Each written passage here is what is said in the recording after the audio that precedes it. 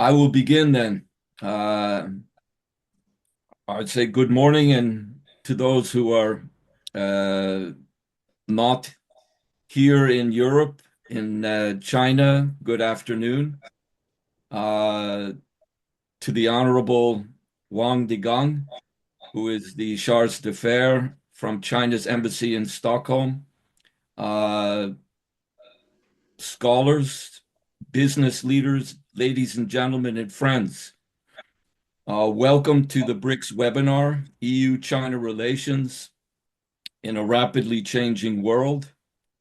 My name is Stephen Brawer. I'm the chairman of the Belt and Road of BRIX, the Belt and Road Institute in Sweden, and also a distinguished research scholar of the Guangdong Institute for International Strategies.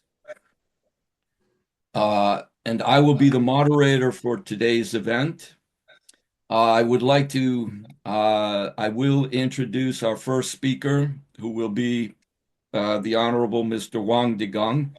But before I do that, I just will mention that after our first speaker, I will myself make some remarks, introductory remarks, approximately 8 to 10 minutes, and then we will follow the order of the list of speakers, whereby each speaker will have 8 to 10 minutes, maximum 10 minutes to speak. After that, there will be a Q&A session, which will not be recorded, so that participants should feel free to ask questions or make short remarks directed to one or several of the speakers.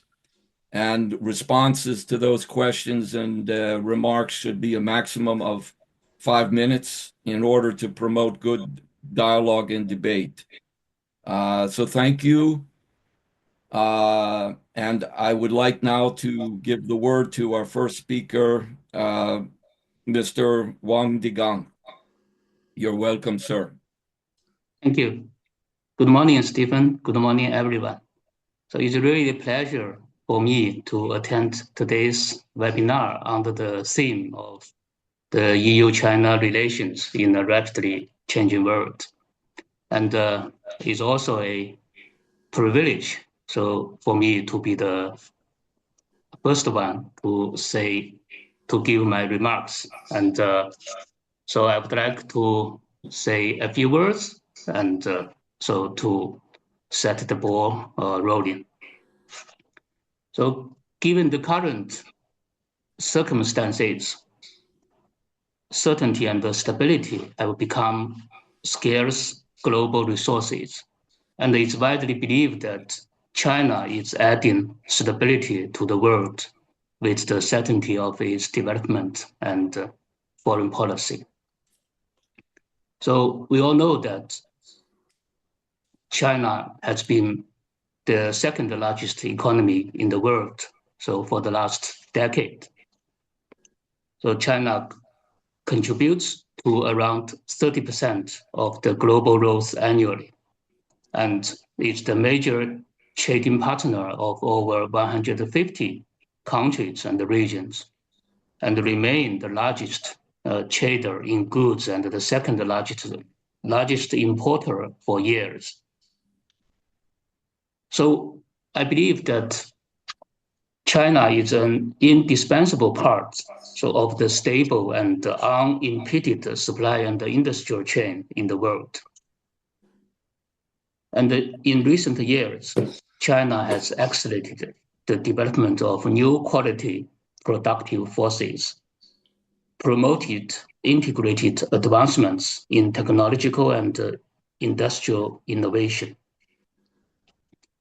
So with the high quality development, China has been instilling driving forces to the transformation and upgrade of the world economy. And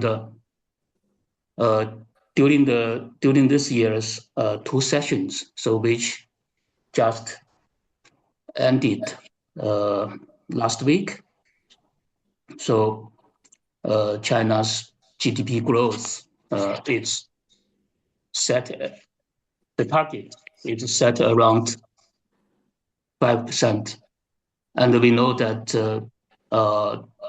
in the year of 2024, so China achieved the GDP growth, so with 5.2%.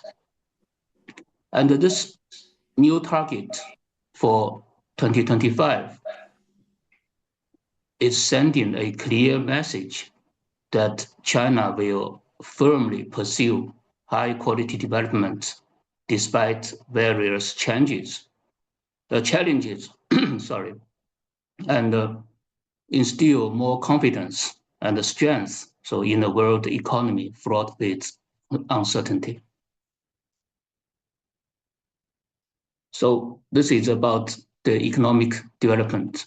And in the field of foreign policy, China is committed to the path of peaceful development. So we pursue our own development along with making efforts for world peace. And at the same time, we contribute to the world peace through our own development. We are dedicated to upholding true multilateralism, keeping the future of humanity in mind, and actively practicing the Chinese way to address hotspot issues. Specifically, in response to the Ukraine crisis and the Palestinian-Israeli conflict, China has upheld a just and objective position and worked steadfastly to promote peace and stability. We stay committed to the vision of a community with a shared future for mankind. So we advocate dialogue to bridge differences, unite to counter division, and cooperation to promote development. We remain unwavering in our commitment for opening up, and I can proudly say that so we are determined for wider and higher level of reform and opening up. In this year's government work report, so by Premier Li Qiang, so we propose to extend high-stand opening up, work for stable development of foreign trade, and vigorously encourage foreign investment. I believe that all these measures will unlock vast market potential for enterprises worldwide and write a new chapter of closer cooperation and shared success between China and the rest of the world. As Mr. Wang Yi, the Chinese foreign minister, says, the choices made by countries, especially by major countries, will determine the trajectory of our times and shape the future of the world. China and Europe are two major forces in building a multipolar world, two big markets that support globalization and two great civilizations advocating the diversity and exchanges between various civilizations. A healthy and stable relationship between China and Europe will lift up both sides and make for a brighter future of the world. And we all know that this year marks the 50th anniversary of the China-EU diplomatic ties. So in this half-century-long relationship, the most valuable asset is mutual respect. The most powerful impetus is mutual benefit. The greatest unifying consensus is multilateralism. And the most accurate characterization is cooperative partner. We deeply and firmly believe China and Europe so have the capacity and the wisdom to properly resolve pending issues through friendly consultation and jointly usher in another promising 50 years. And I also like to point out that this year also marks the 75th anniversary of China-Sweden diplomatic relations. As we know that Sweden is the first Western country to establish diplomatic relationship with the new China, and also the first country to sign an agreement on the mutual protection of investments. So after the policy of reform and opening up, now we are standing at a new starting point in the history. And the Chinese side is ready to work hand in hand with the Swedish side to seize opportunities, address challenges, and promote the healthy and stable development of bilateral relations for the greater benefit to both the countries and the peoples. So to conclude, I wish today's webinar a full success. Thank you very much.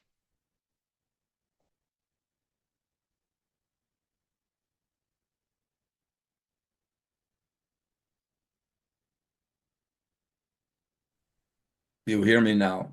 Thank you for your remarks. I think that you made some key points that are certainly a part of this webinar, which is what choices will be made. As you quoted Foreign Minister Wang Yi as the importance of making good choices that will shape the future of relations between China and Europe. I will now make some personal remarks, and I want to just mention I'm very grateful to all of the participants in this webinar. We have created, my colleague and I, Hussein Askary, the vice chairman of the Belt and Road, a group of Europeans for the Belt and Road initiative, of which the majority, well, almost all of the speakers, I think all of the speakers are actively participants of. So with that perspective, I'm very happy that we have a broad number of European nations that are represented in this idea of how we can continue to promote the Belt and Road Initiative as a bridge for global cooperation. Therefore, I will begin my remarks, which I hope will be appreciated by all, although there are certain maybe perhaps somewhat controversial aspects to what I say, but I nonetheless think it will be important. So I will begin now. The significant context for this webinar is the absolutely dramatic and rapid changes that the world is presently undergoing. These kinds of dramatic transformations in world history occur rather or even extremely infrequently, yet they provide a gateway for humanity to realize and achieve new relationships founded upon the principle of the common good, or as one can say from the standpoint of Chinese President Xi Jinping, humanity finds itself in one boat. That's the challenge, to actually embrace the unification of all human interests in this period rather than maintain a geopolitical conflict orientation. This is the perspective that the BRIX, the Belt and Road Institute in Sweden, understands and supports the Belt and Road Initiative and its additional adjuncts, the Global Development Initiative, the Global Security Initiative, and the Global Civilization Initiative, which were perspectives that President Xi Jinping articulated in elaborating the initial Belt and Road Initiative from when it was launched in 2013. I personally see the Belt and Road Initiative as a global development policy. It embraces an entirely beyond the physical, infrastructural, and economic benefits, which are clear for those who study it and evaluate it properly. It embraces an entirely new direction for world civilization. I have personally emphasized in interviews and speeches that I believe the BRI emerges out of a very long and profound history of Chinese civilization of over 5,000 years. It includes the profound sages of Chinese long history, such as Lao Tzu, Confucius, Mencius, and the wisdom that is embedded in the Xing. The fact is that during many times in centuries, China has been the most advanced civilization on the planet. But the intention of Chinese civilization is not, nor has it been, to dominate others. Rather, it embraces the thinking of its great sage that the fundamental nature of human beings is essentially good. In light of this long history, Steve, you are muted now.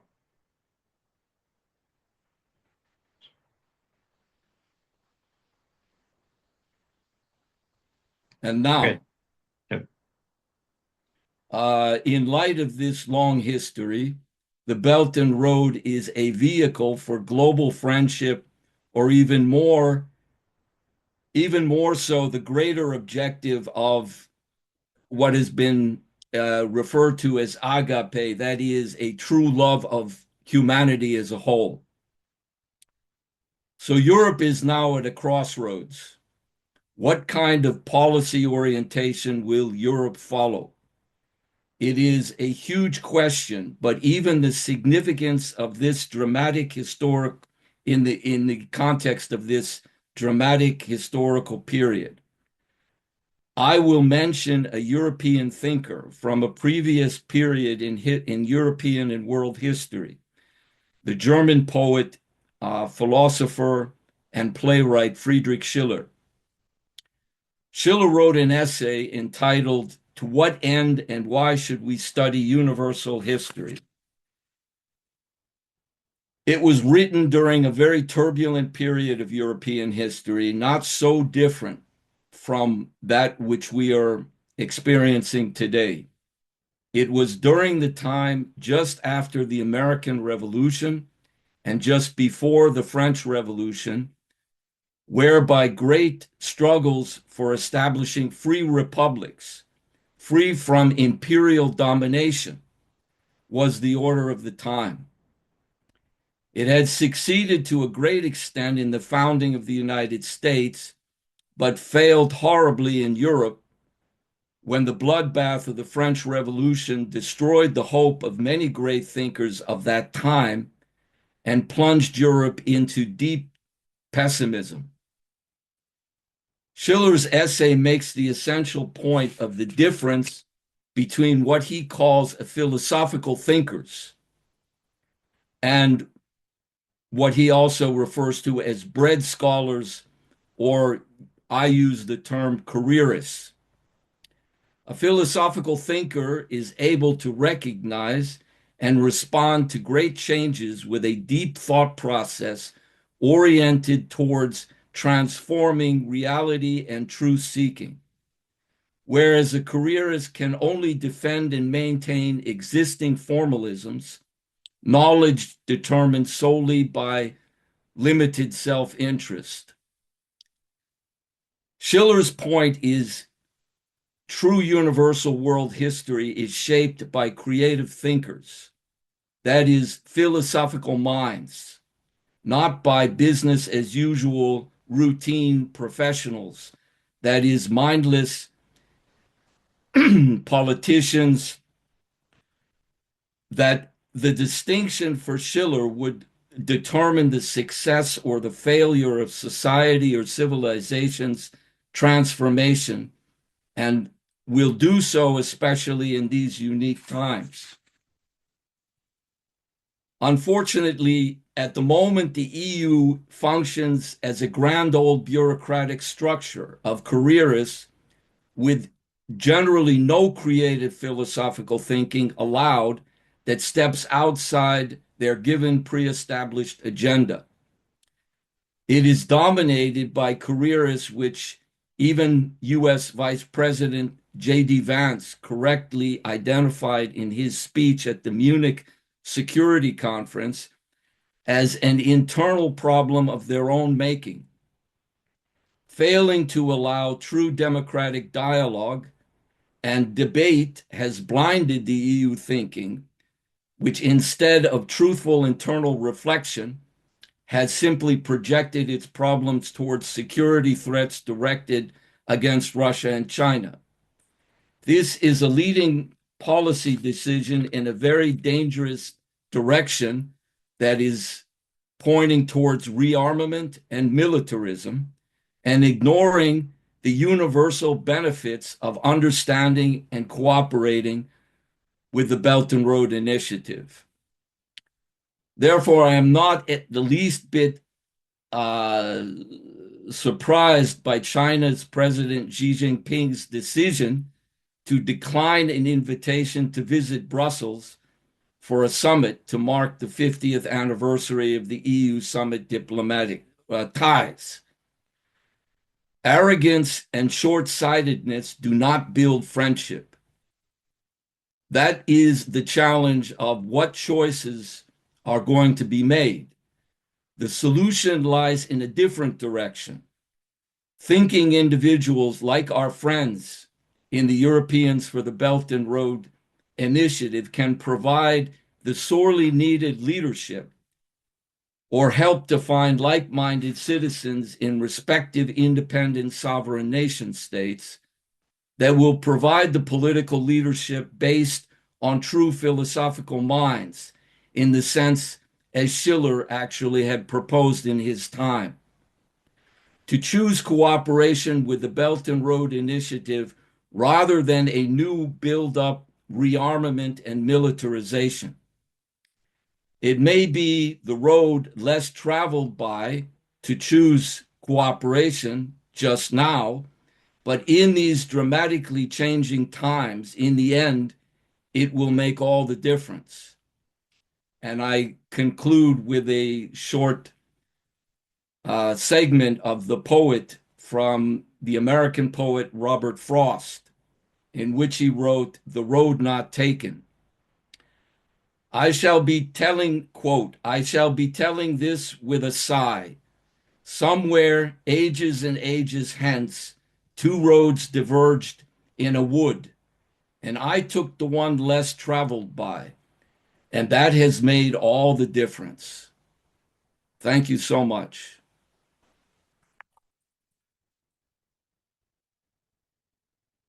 Okay, then we will now continue with our next very good and well-known friend from Norway, although he doesn't seem to be in Norway too often these days.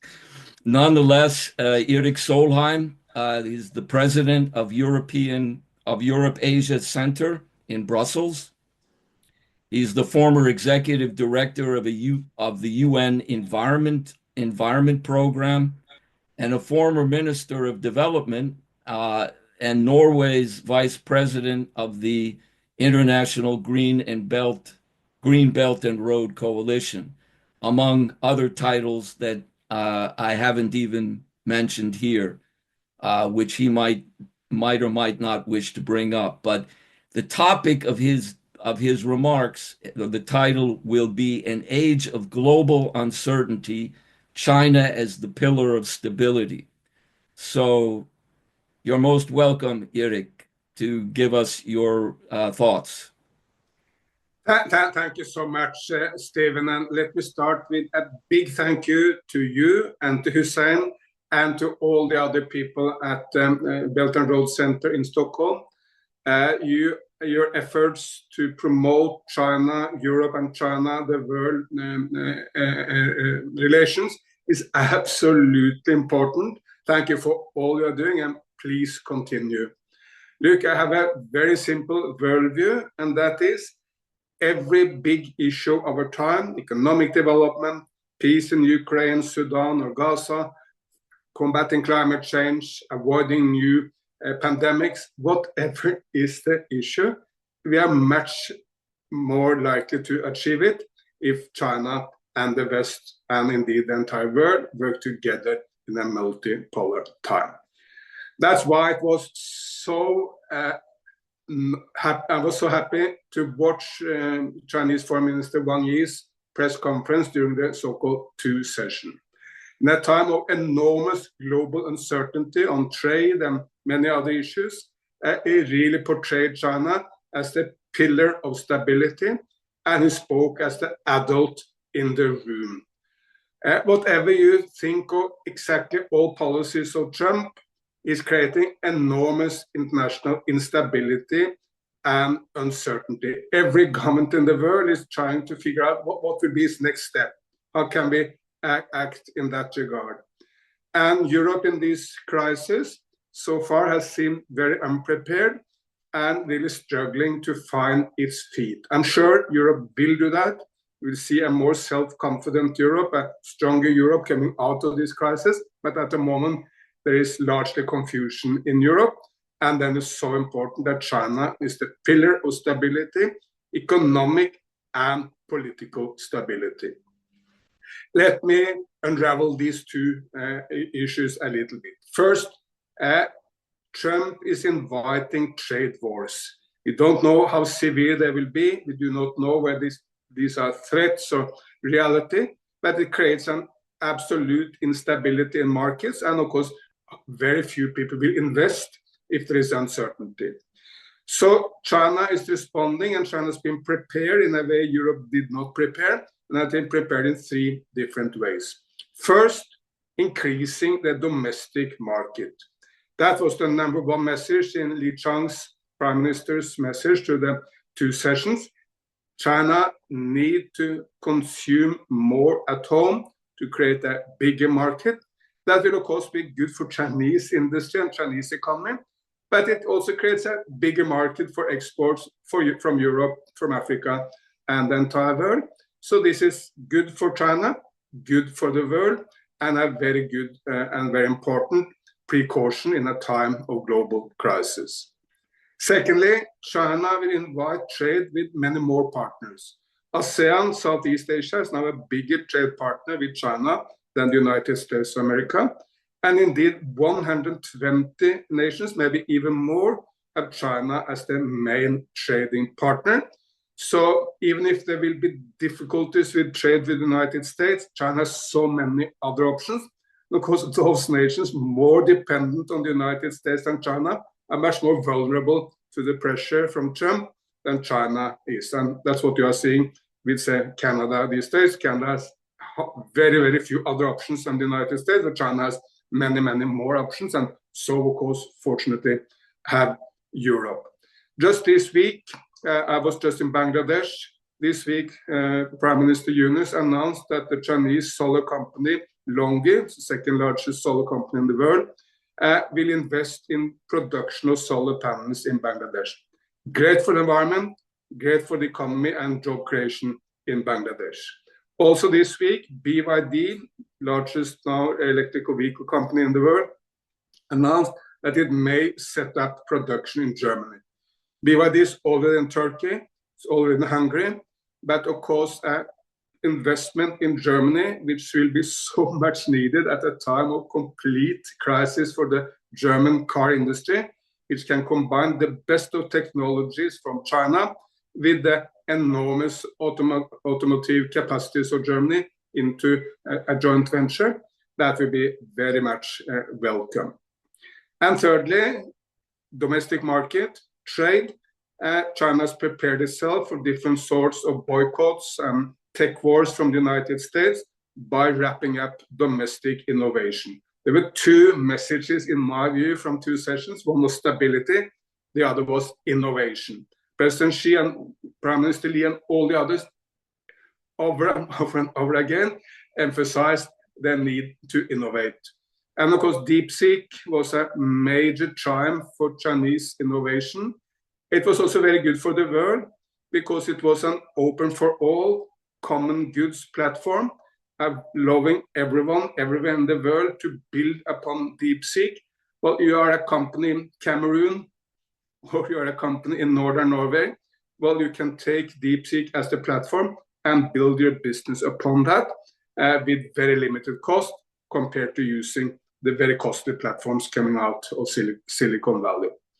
So in all these three areas, domestic consumption, trade, and tech, what China is doing is very good for the world, very good for China, but it's also inviting different sort of partnerships with Europe and with other countries.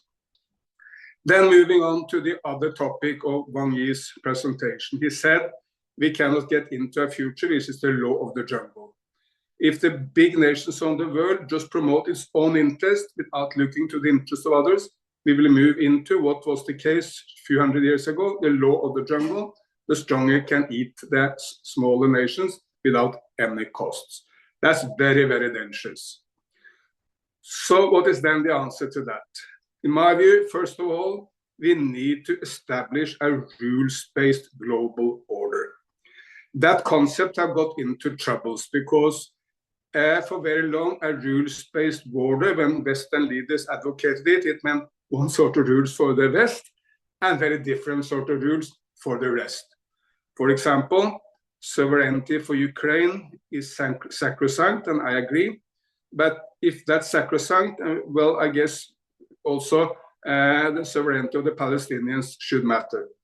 Or the West reacted very violently when Russia started intervening in elections in the United States, in Ukraine, in Georgia, in Moldova, and rightly the West reacted to that.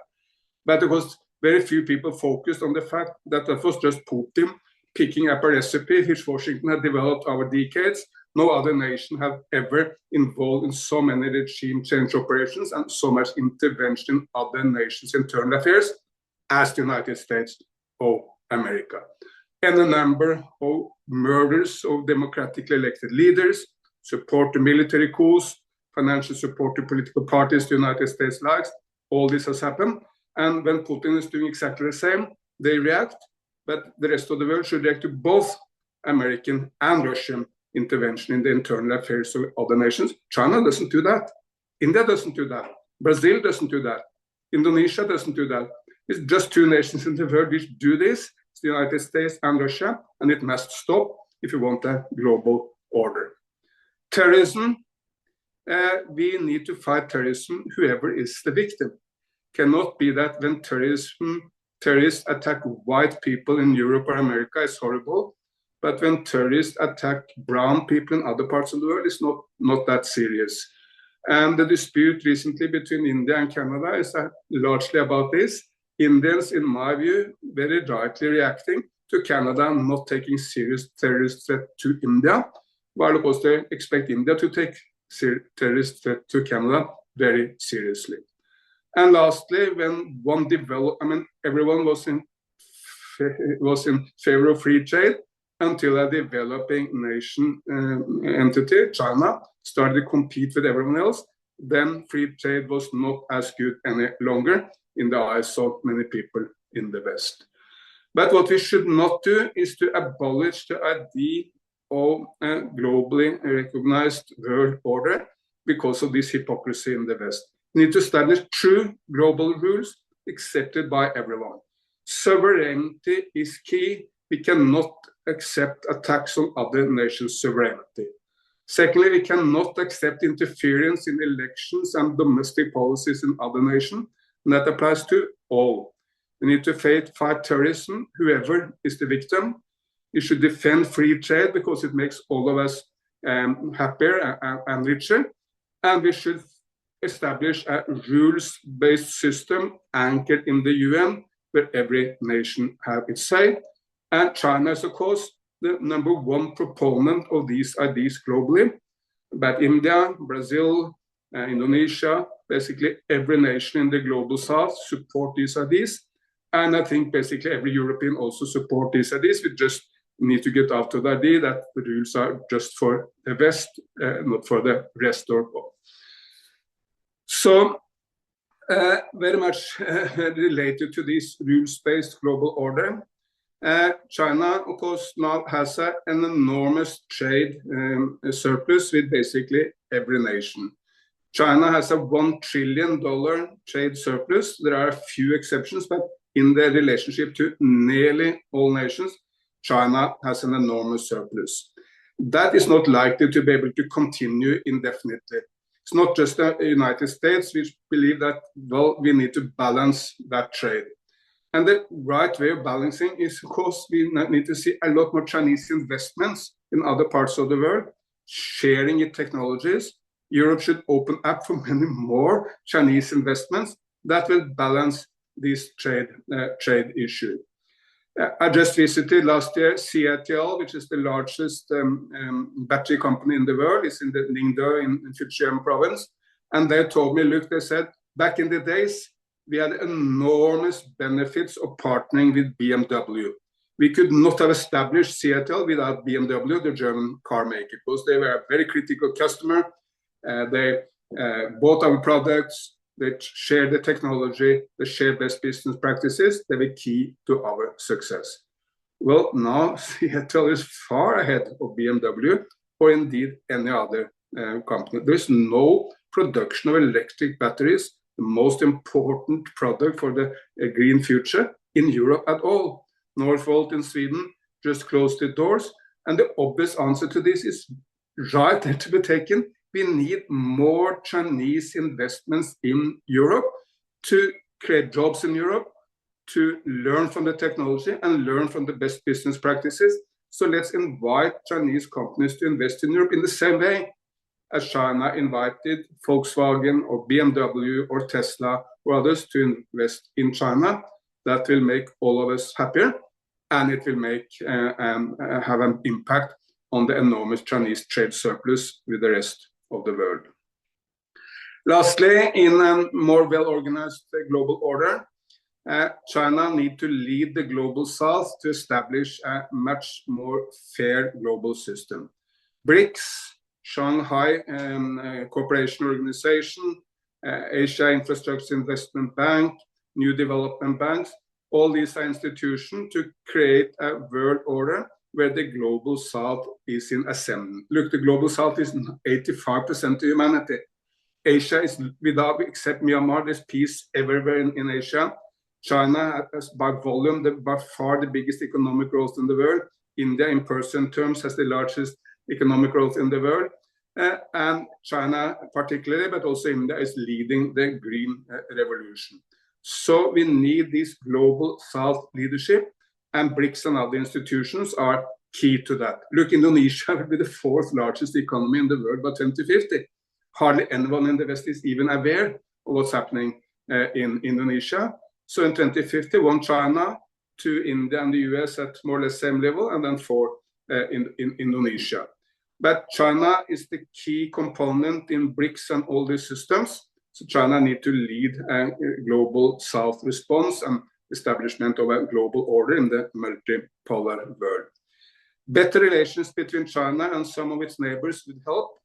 China needs to understand that China is so big, so enormously successful, and such an enormous presence that smaller neighbors sometimes feel a little bit uncertain with such an enormous neighbor. There are great progress now in the China-India relations. I'm very happy to see that, because I'm one of the relatively few people in the world which is considered a great friend of both China and India at the same time. Air traffic between China and India will be re-established. We'll see increased trade, and the political relations seem to calm down. So all that is very good, and that will make it much easier also for China as well as India to lead the global south in the multipolar world. And the global south also need to help reform the global institutions. The UN is enormously underperforming. UN has a very bad and very horrible, incompetent political leadership. No one expects the UN to play any role in Ukraine or Sudan or the Middle East. So we need that, and the UN Security Council has a structure which was maybe relevant in 1945, but which is not relevant in today's world. The largest by population nation in the world, India, is not in the Security Council. There is no representation of Africa, which will soon be the by far largest continent by population.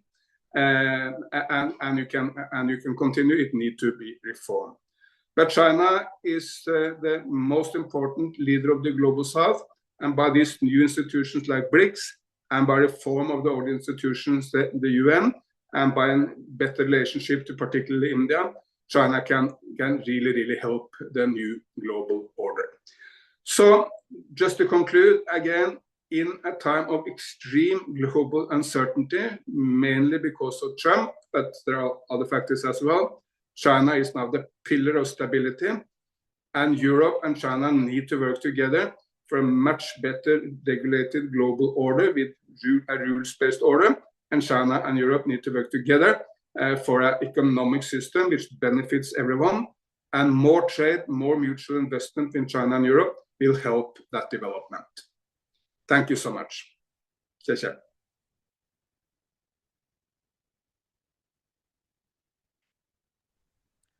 Thank you, Erik. That gives a lot of thought to the challenges that we have before us. I'm going to now give the word to Professor Bojan Lalic.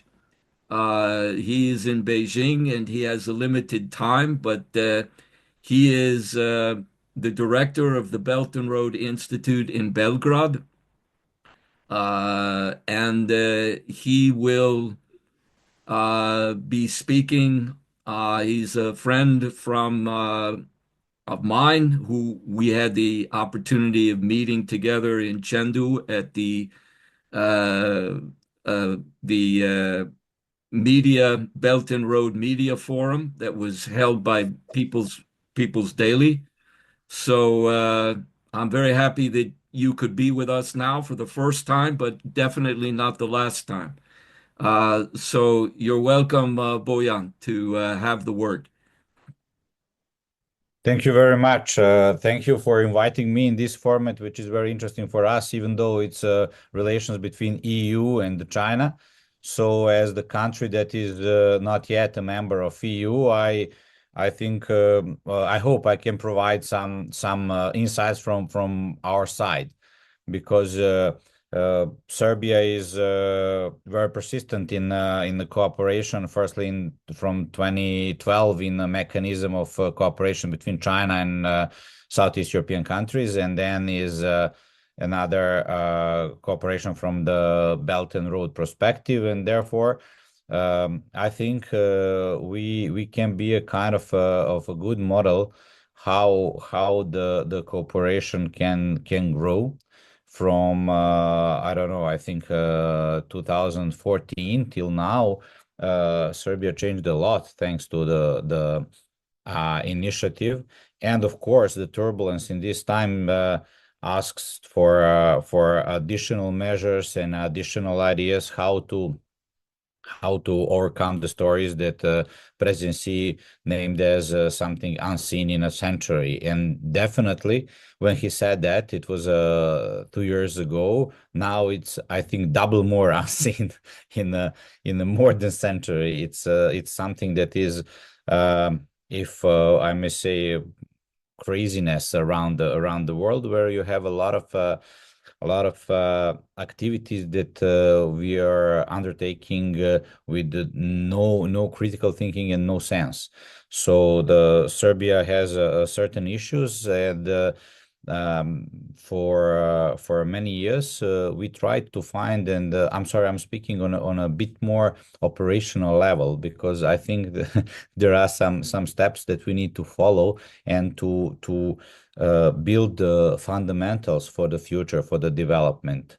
Therefore, we were following very strongly the first decade of the Belt and Road Initiative, which was for the Eastern Europe, and I see here colleagues from Eastern Europe as well, which is the decade of the infrastructure development, especially for the Eastern European countries, because here in Eastern Europe, but also in Africa, also in some parts of Asia, the infrastructure is insufficient for our development, and that's something that supposed to be the main pillar. I learned from the colleagues from China Academy of Social Sciences once that he criticized the EU development, equal regional development project, and said that's nice, and the idea is good, and the overall framework is great, but most of the Western countries are receiving most of the funds, and the Eastern European countries are not developing that fast with that pace to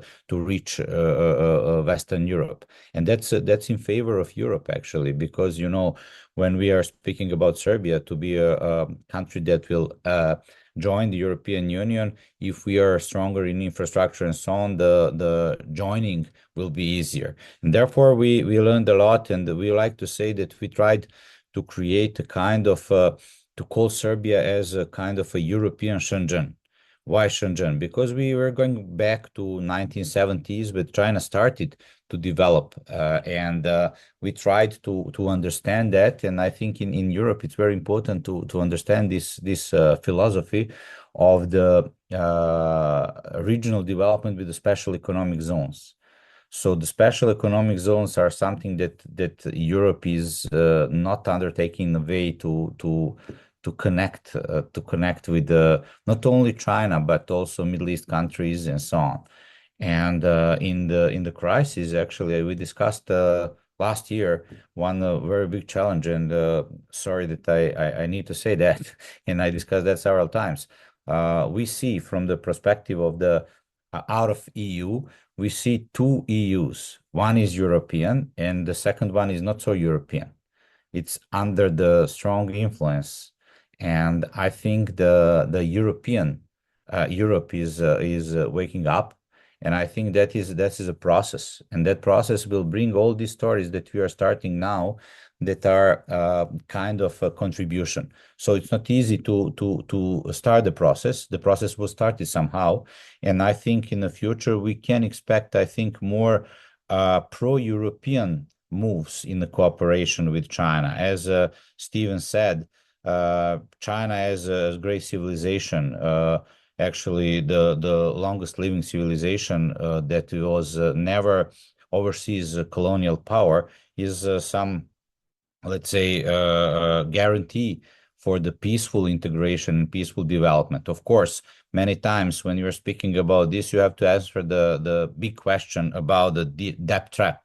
And said, what about debt trap? Because in Serbia, we are investing in infrastructure, and we are borrowing money from Chinese bank. We are borrowing money also from European Investment Bank and so on. And for us, it's the same. Debt trap is something when you borrow some money and go to the gambling place, you will lose and you will fall into the debt trap. If you are investing in infrastructure, if you're investing in something that will bring back the industry and so on, that's the other part of the story. And of course, it's I think the bridges are very important, not physically bridges, but bridges that are created through different agreements, different contracts, and so on. We don't have them on the one place, on a one platform to see. For example, Serbia signed a free trade agreement with China, and there was a huge problem in the eyes of European Union. But for us, we see that as a bridge between China and Europe, because we have a special treatment as a pre-access country to European Union, but also we have a special treatment in China. We have today a special treatment with Emirates, with Egypt, and so on. So with the many countries. So those platforms supposed to build the actual economy, because all our philosophy is very important to support the economy, because now you don't know what's the bigger problem, either the problem of the pure economy or pure philosophy. Pure philosophy is not strong enough to move forward. Pure economy is a problematic because it's weak, it's thin, it's not with the depth. So we discussed once the Gwadar port, the famous Gwadar port in Pakistan, part of the CPEC corridor, and inside there is a port. But inside the port, if you watch read the history, those are spots, the places where you can install philosophical schools, as a place where you can match the ideas of people from different parts of the world. That was the ancient Silk Road, and that was something that is substance that's supposed to create a cohesion in the future. But of course, we need to be patient, because China did this rehabilitation of the economy for the last 40-50 years. And our problem is consuming society, because we want to earn money, we want to spend money, we want to earn money, we want to spend money. If we have less money, then it's a bigger problem. So in Serbia, we are trying to build industrial parks. We are trying to support the industry, because most of automotive producers in Chinese are right now in Serbia, and they're doubling their capacities every year, because they see the good location for the exchange and for the cooperation. And of course, there is infrastructural big project between Belgrade and Budapest, high-speed railway. You know, in Eastern Europe, we don't have a high-speed railway. That's a huge challenge. So philosophically speaking, it's something that we are eager to learn how to make it continual, how to make it sustainable, but also we have to act in this very moment. So speaking about the special situation with the United States and the Trump, and especially about turning back to the fossil fuel, that's something that only countries that has a stable political idea and the philosophy can stand. Because today and yesterday I'm in Beijing, in a shiny Beijing with a lot of sun, and that's something that will not change, that will push forward the story. So we have to keep our own pace and to keep our development ideas, also to respect others if they don't want to contribute. That's also okay. Of course, I'm speaking from the perspective that Serbia respects China very much, because it's easier for us to cooperate with China than to EU, maybe Russia, because we are sharing the same idea of territorial integrity and sovereignty, where we have a problem, of course, with the Kosovo. But for others, I think the time is curing everything. So that's something that we, I think my message would be that we have to nurture cooperation. We have to nurture. We have to be persistent on the younger generations to learn about long-term goals, long-term achievements, because we are set it in a day-to-day activity. So that's not good. So sorry if I take too much time, but I hope I tried to bring some maybe case study that Eastern Europe and actually Serbia got in creating a platform where you have free trade agreements. Then we signed, actually, I think the only country in Europe that signed the joint future act between two presidents about Serbia and China. So sharing the future is something that the United Nations is supposed to carry on. And now we are signing in between bilateral agreements, and that's something we have to turn back to the institutions again. Thank you very much.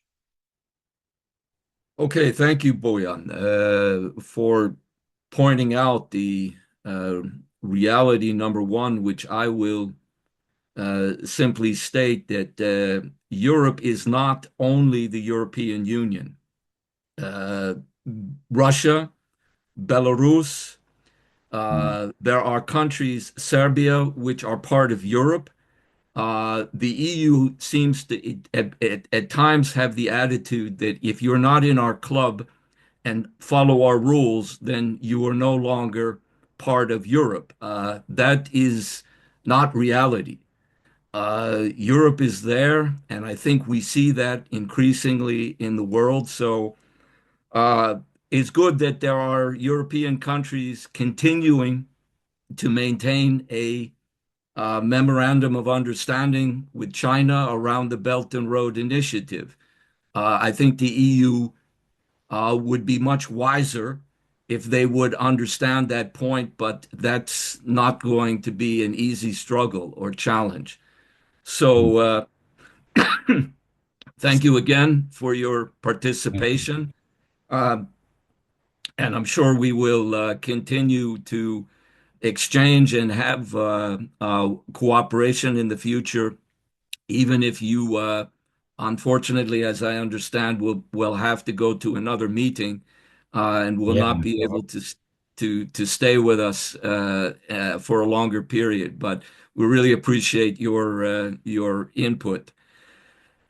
Okay, the next speaker then I will introduce is Einmeier Bernd, the president of DCG Entrepreneurial for Business Development, Startups, and he is the president of the German-Chinese Friendship Association in Germany.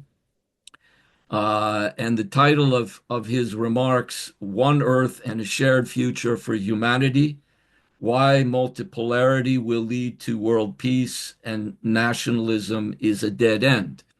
Einmeier is German. I want to say that I had the pleasure of meeting him in Berlin.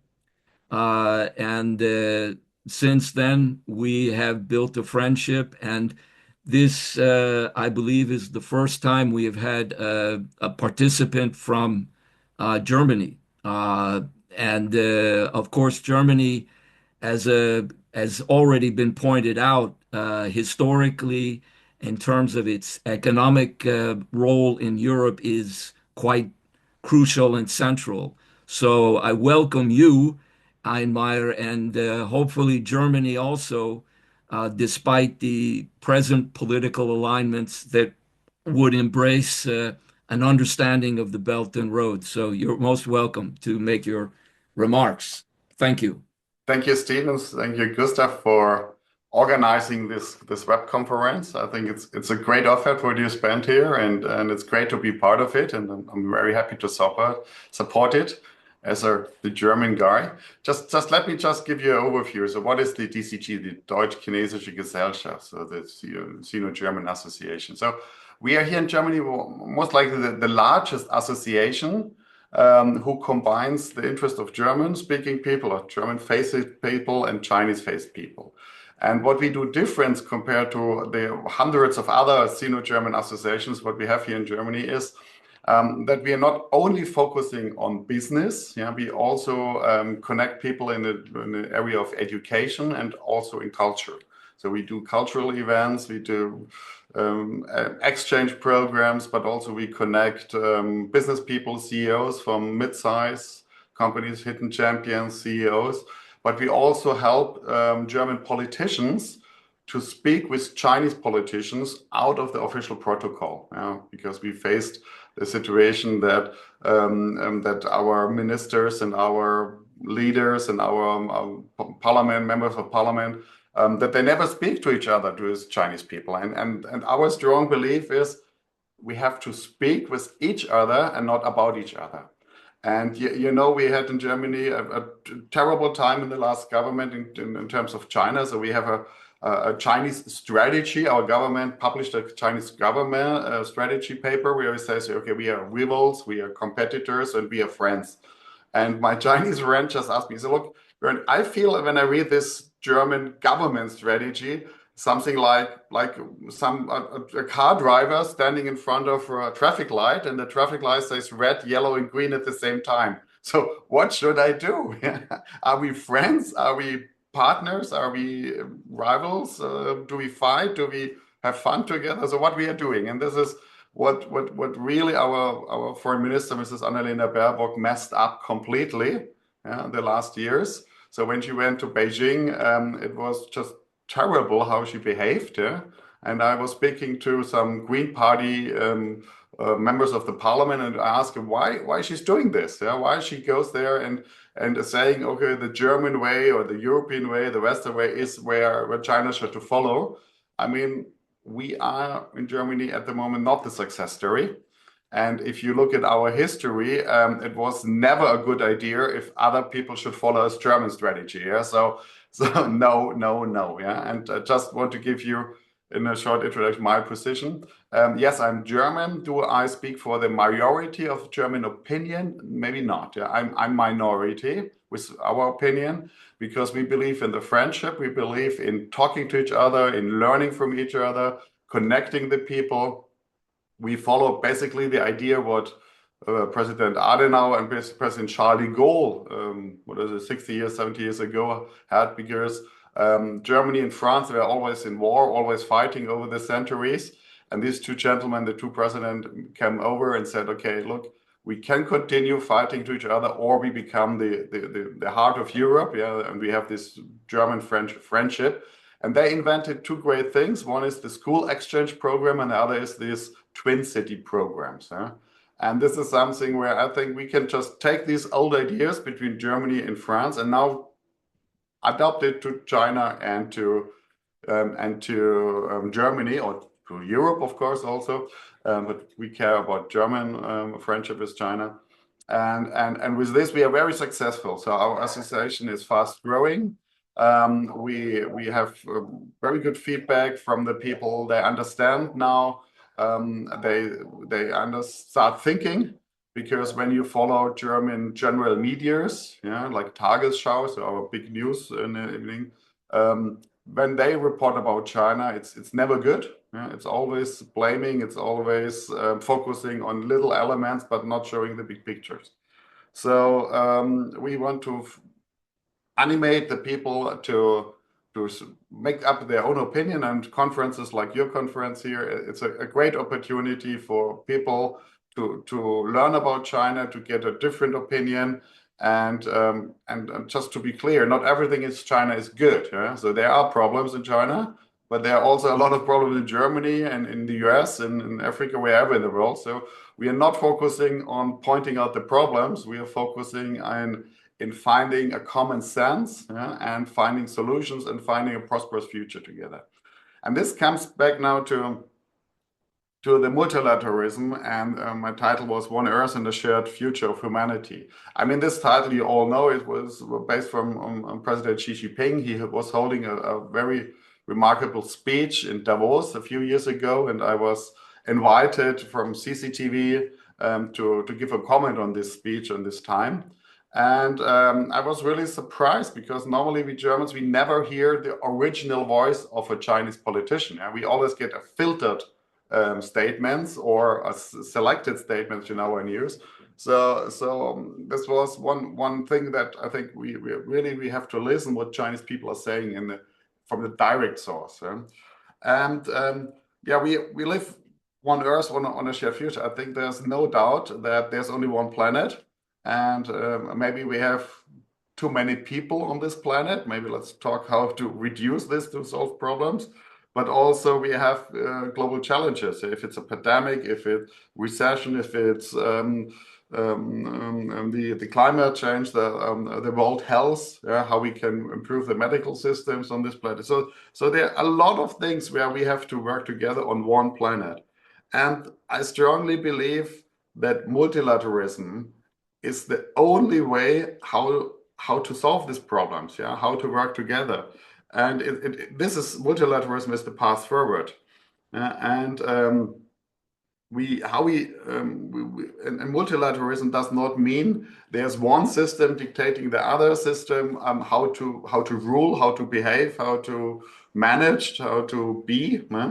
So we have to be on the same eyesight. And what we do in our Sino-German Association, we really try to be open to learn from China, and if we ask, we also give our opinion, so that we have a fruitful dialogues. And if we can, what we do in a very, very small niche area, when we can bring it to our government, and our leaders in the European ways and the Western world, that they are willing to listen, to understand, and to question why they do it and why not. So what I miss is, in our foreign policy in Germany, that we are not listening. I think our politicians, they knew exactly what is good for China, and China has to execute the German way or the European way. And I did once a little exercise. So I downloaded from the internet 3 speeches held by Annalena Baerbock, our foreign minister. And very old school, so I printed it out. I took three markers in 3 colors. And then I said, okay, what she's saying there? What is the interest of Germany? What is the interest of the European Union? And what is the interest of the United States? And at the end of this exercise, I had the feeling most likely this speech must be written by the Foreign Affairs Office of the US, because I was completely missing German interests. Yes, there were some few European interests, but most of the marks I did on the paper were in the color of the US. And I said, wow, okay. Are we a colony of the US? I don't know, but it feels a little bit. So when we listen to our foreign policies, then it's exactly the voice what we hear from the former Biden administration. Nowadays, I think Annalena Baerbock has a big trouble because she cannot follow the new Trump wording, what's coming out there, because it's for her too confusing. And let's see. So multilateralism. We need to find a way to speak with the China, with the BRICS states, with what we call the so-called global south, and find solution how we work together. And what is really scaring me is the nationalistic tendencies in all over the world, by the way. If you look at the US, if you look to different countries, nationalism is, in my opinion, a dead-end road. Because when we follow the ideas of Hungary, for example, I mean, Hungary has understood what China is, but I think Hungary has not understood that he has also neighbors in Europe. Or, I mean, Serbia, we do not understand the Serbian foreign policy. I mean, it was really good to hear today to get some insights, but nobody is listening to Serbia people here in Germany and try why they're doing this agreements. So I think it's very important that we talk to each other, that we have the multilateralism approach and not go for nationalism. And unfortunately, you've seen the right-wing parties in Germany got very strong. I mean, the left-wing got very strong. The reason for that is, I think, quite simple, because what we call in the middle, the traditional conservative Labour and Green Party and Liberal Party, they failed. They completely failed. The people in Germany are very frustrated.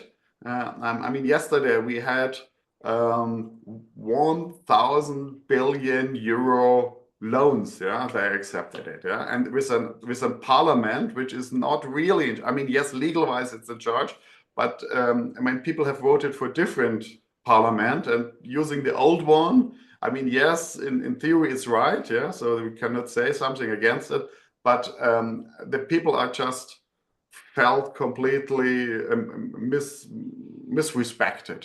So they voted for something and they do something else. And what happened yesterday in the German parliament in Berlin was just a big punch into the face of everybody who think democracy is alive. Because Mr. Friedrich Merz, the designated chancellor, he just did it maybe how he used to work for BlackRock, for the investment company. He did it the same way and said, okay, our Green Party, I need your votes. here are 100 billions. Yeah, I just put the money in your ass, and I ask like, and if you need more, don't worry.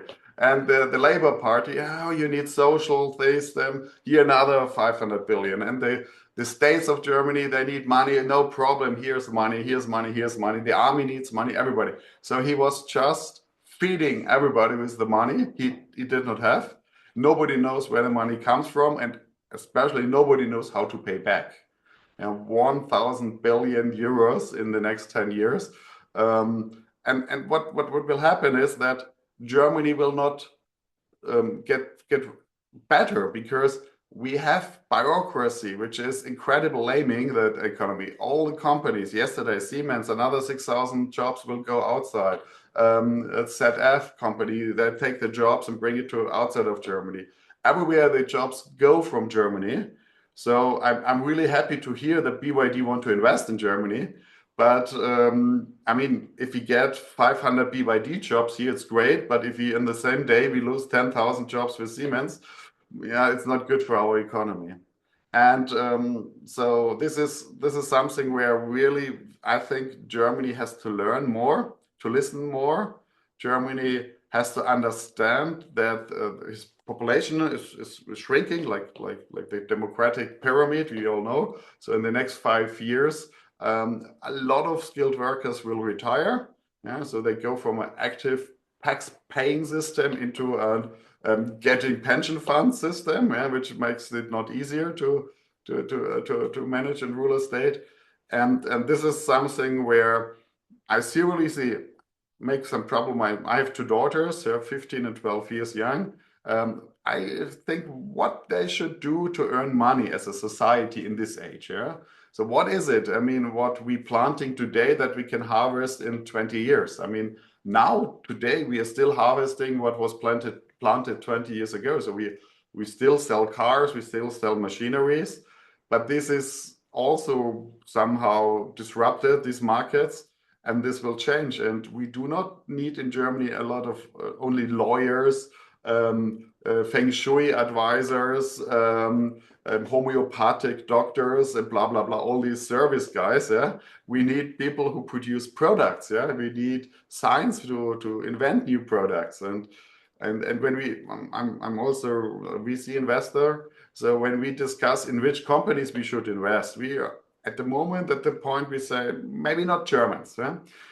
Startups, not because they are not good. I mean, they're great personalities. They have really cool ideas, but in Germany there's a business environment that you cannot grow. Yeah, I mean, even if you have a great product and you're working day and night time as a startup, you cannot. It's really, really hard to become a unicorn or at least a fast-growing company in Germany. Whereas if you go to Finland, for example, I had a talk with a high-performance computing company. So they do this high-performance compute. Not high-performance, the quantum computing. Yeah, and there was a guy in the greater area of Munich on the TU University environment, and he left Germany, he left Bavaria, and went to Finland. And the answer was why he's doing this step. And he said, yeah, the ecosystem in Finland is better. I mean, I don't know about quantum computer too much, but I think he's the only manufacturer in Finland. But it means all the others, yeah, how to employ people, how to pay tax, blah, blah, blah, how to administrate his company. This is in Finland better. Huh? And this is something where Germany really, really has to think and needs a turnaround. And I hope we will get some reforms. I mean, at the moment with the new government, it doesn't look like, but we hope. Yeah. And what is clear, the relationship with China, this is key. Yeah? So that means we Germans, we should listen to China. We should foster our One Belt and Road initiative. You know, we have one part of it is the train station, the cargo station in Duisburg, west of Germany. This topic sleeps a little bit at the moment. I hope that they will wake up. They will wake up when they listen to Donald Trump and his ideas. Yeah, because we need good friends in Europe. We need in Germany good friends, but not only in the US, but not only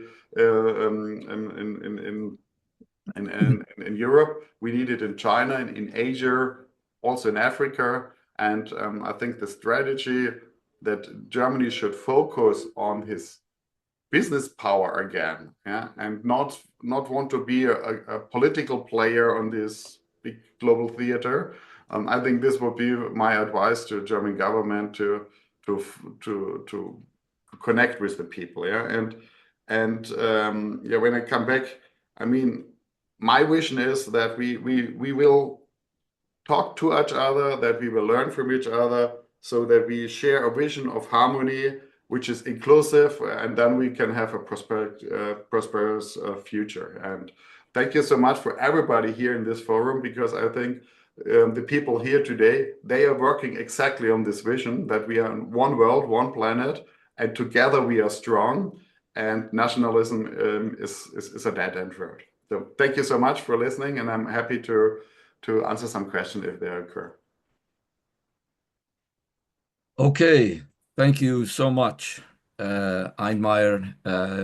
You made a lot of important and very interesting points from the standpoint of Germany.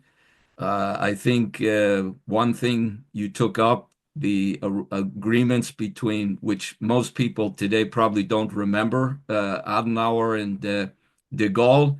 Yeah. This was a sovereign interaction that does represent of talking to one another. Yeah. The point that we took up in this webinar, the link of I think, very historic speech by the American professor Jeffrey Sachs, Yeah. that for those people who have not seen it, I recommend it. But his main point was very much what you said, that the Deutsche Chinesische Gesellschaft is working for, which is to talk to each other. Yeah. You're not going to get cooperation if you can't talk to each other. And he said very clearly, Europeans should go to Moscow and talk to Putin. Whatever people think about Donald Trump, I'm an American, I have my views, but he has done something which should have been done quite a while ago. He's talking to Putin. They're trying to resolve issues by dialogue. Yeah. And this is very, very important, that you may not agree on all things, but if you don't talk to each other in a reasonable and human way, you lose. I will just also say that that is a very important point. I do not think there's any problem with the number of people we have on this planet. I think that we're probably way too few. China has demonstrated that having a large population does not mean that you have to be in poverty. And if you apply resources in the proper manner, these old ideas of imperial ideas of Malthusianism, which have attempted to make people think that the problem of poverty is related to the number of people, that's not correct. We can resolve these problems with innovation and technology. And lastly, I will just say that I am doing a lot of research on a very important German thinker, the philosopher and theologian and scientist Gottfried Wilhelm Leibniz, who was writing extremely important works about the European cooperation in his time with China, writings on China, which I have been studying, and I can tell you that this is a model that the thinking of the type that I was talking about with Schiller as to how you build bridges. So we work for that in our organization, and I'm glad that there are those who will cooperate with us. So thank you again, and I'm sure there will be further discussions. I'm very happy that you represented Germany for us here, and I'm sure we will have a very good cooperation and friendship. Thank you so much, Stephen. Yeah, that's great. Thank you for being part of it. Thank you for listening. It was a pleasure. Now I will then introduce our next speaker, who is from China and maybe Denmark, if he wishes to clarify. He is the director of the European Research Center at the Guangdong Institute for International Studies, Professor Xing. He is therefore a colleague of mine and my colleague and Vice Chairman Hussein Askary, since we are both distinguished research fellows at the Guangdong Institute for International Strategies. And he is also has been a professor of international relations at Aalborg University in Denmark. And he will be addressing us on rethinking the China-EU relationship in the context of the 50th anniversary. So, Professor Li, you are welcome to address us. Thank you. Thank you, Hussein, and also Stephen. Thank you for your invitation. It's my pleasure to join this workshop or webinar. As Stephen rightly point out that I'm both Dane and also Chinese. I've been living in Denmark for 37 years, and the last year I accepted contract from China, so I'm working in China now because I do not feel I have any role to play in Denmark anymore. As you know, I don't need to spell out more why I feel that I do not have any role to play in Europe anymore. And I think that the previous speaker, Einmeier, Bernd, has already explained a lot of things in his presentation. But I think that we need to rethink EU-China relations in the context of this 2025 50th anniversary. And my first question is, why is Europe facing difficult geopolitical situation today? So this is a very important question. Now, Europe is having war with Russia, having conflict with China, and having constrained relations with Washington all together. And I think the root cause of these problems is the three dependence as identified by EU itself. First, it has outsourced security to NATO, dependence on the US. Second, it has energy dependence on Russia and the Middle East. And third, it has global supply chain dependence on China. And among all these three dependencies, I think the worst is that the EU has easily bought two threats, okay? The so-called Russia threat and China threat. And these two threats turned EU into such a situation today, worst situation. And I think my proposal is that you should find a way out and to reorient towards China. I know it's not easy. I know politically it might not be correct in Brussels because they are still very suspicious and very skeptical towards China. But I think that it should be a way out. And I think that EU should reorient towards China. What EU need to do is to get impetus to support two of its most important tasks. One is economic recovery. Second is strategic autonomy. And I think both of them are connected with China in one way or another. Okay. First, that at least that the Belt and Road provide Europe with economic opportunities. And we do not need to present more data. And if we recall historically, since the installation of BRI 2013 until now, I think Europe or EU benefits greatly from BRI. Okay, so if you look at today, that the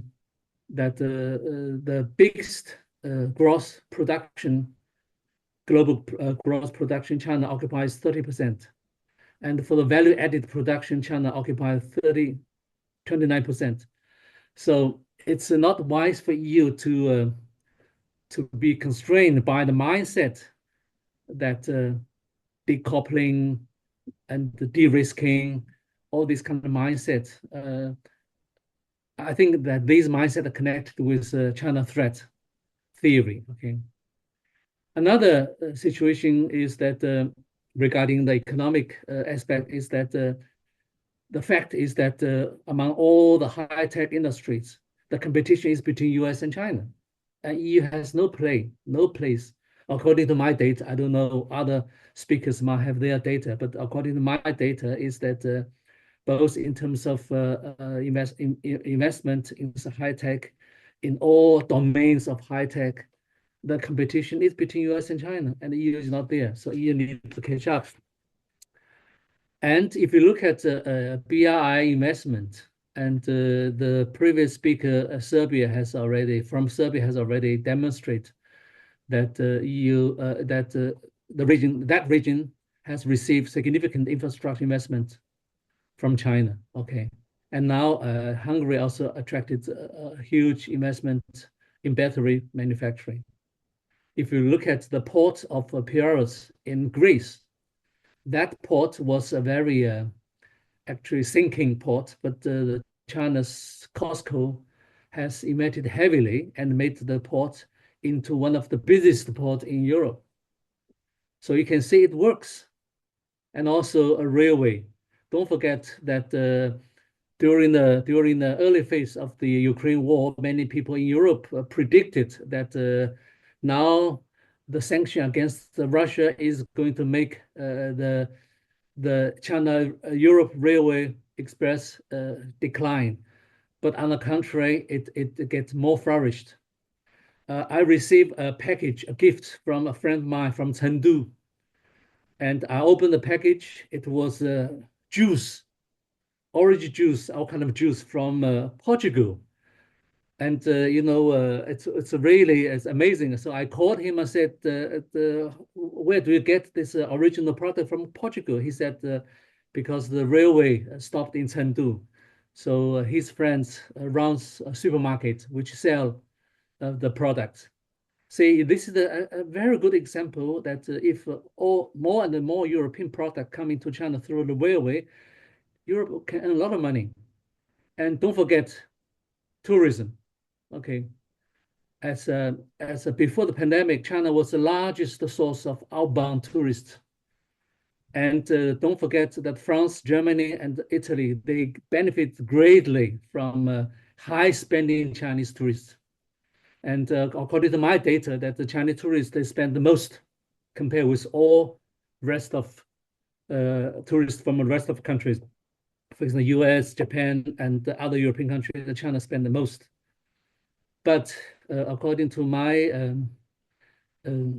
impression or my talk with my fellow Chinese family members, and they feel a bit reluctant to go to Europe today, even though there are still some people wants to go, but because they feel that Europe now is very hostile towards China. So that kind of impression grows. And this is the first aspect. I think that my next aspect is that Europe needs to have a strategic autonomy. If you need strategic autonomy from Washington and you need something else, you need strength from somewhere else. And by strengthening Europe's tie with China through BRI, it could help Europe reduce its dependence on Washington.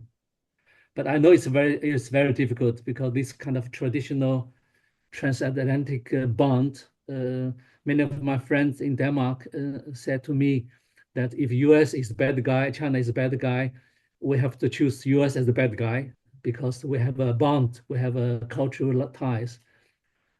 See, if you have two bad guy as a choice, you choose the one that you know best.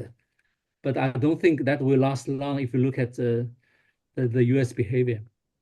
So my conclusion is that Europe should at least rethink its relationship with China, and both EU and China should take advantage of 2025, the year which celebrates the 50th anniversary of the bilateral relations. There are many difficulties between the two sides, but I believe both sides can find a common ground. Thank you very much. Thank you. And I will be glad to answer some of the questions later on. Thank you so much, Professor.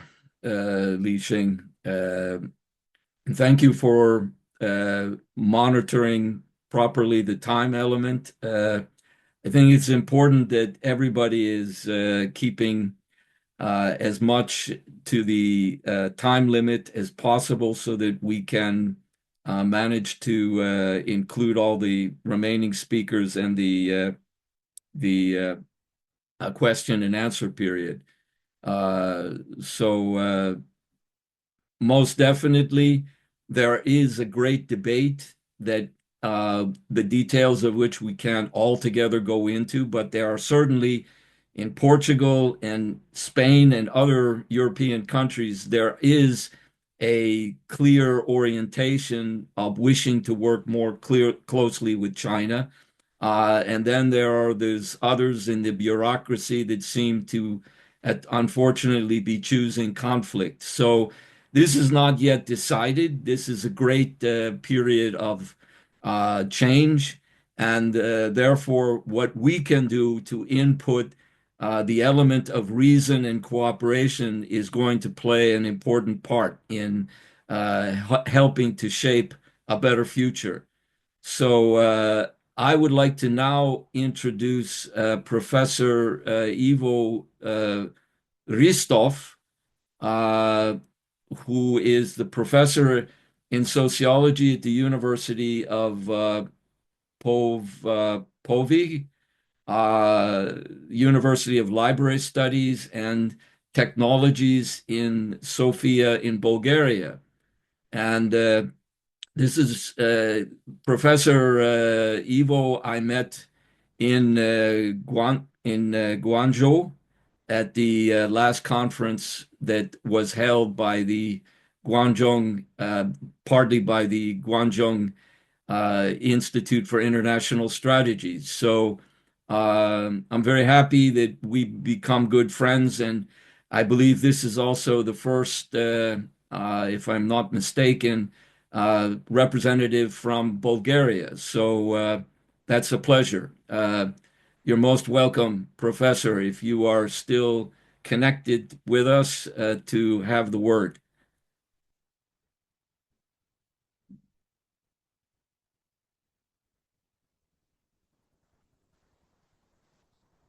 Maybe that's a problem. He told me that he was traveling in India and maybe the connection is not so good. I don't know if he's still connected now. If he's not able, I'm going to move on and take the next speaker. And if he is able to come back in, of course, we can invite him to speak at a slightly later point. So therefore, I will instead invite Jan Hopma, the founder and chairman of Innovation Bridge from Holland, from Netherlands. All of these European nations can play, and certainly Holland or Netherlands' role in port development, maritime, is extremely relevant and important for maintaining and building the Belt and Road Initiative, together with cooperation globally and with China. So, Mr. Hopma, I give you the word, please. Yeah, thank you, Stephen. I will do this from the point of the view of a citizen of the Netherlands. I'm based in Rotterdam, indeed also famous for its biggest port and all the European logistics around it. My name is Jan Hopma. I'm the director of the Europe-China business consultancy Innovation Bridge. Our mission is to be the bridge for innovation and trade between Europe and China, connecting companies and also research institutes from both sides. But let me first start with a story. In the 17th century, Dutch merchants played a key role in this global silver trade, a system that connected China, the Americas, and Europe in one of the earliest forms of globalization. Spanish silver from the Americas flowed into China. where it was in high demand, fueling trade across continents. The Netherlands, with its strategic ports and sharp business acumen, thrived as acting as a bridge between suppliers and buyers, between East and West. We weren't the biggest players, but we were smart and pragmatic. We understood that trade works best when it's built on stability, trust, and long-term relationships. Fast forward to today, and the world is once again shifting. The US under Trump is redrawing trade lines and introducing uncertainty into a system that has shaped our prosperity for decades. So the question is, what role should the Netherlands and the EU play in this changing global order? For years, Europe and the Netherlands have enjoyed an open, stable global economy, but now we face a world where the US is pushing for one-sided trade deals, trying to force partners into a system designed primarily to serve its own industries. China is undergoing structural economic shifts, transitioning from an investment-driven economy to a more consumer-oriented one. And the EU is realizing that it must also stand more independently, balancing security concerns with economic interests. The Dutch approach has always been pragmatic. We believe in strong trade relationships, avoiding unnecessary conflicts, and making sure we don't put all our eggs in one basket. So instead of seeing today's uncertainty as a crisis, let's see it as an opportunity to reshape how we engage with both China and the US. So here is what I believe is a smart strategy for the Netherlands and Europe. Avoid dependency, but stay engaged. The Netherlands should not become overly dependent on either the US or China. That means ensuring also fair trade agreements with China rooted in mutual benefit, maintaining strong ties with the US, but resisting pressure to blindly follow Trump's economic nationalism. We've always been traders, not followers.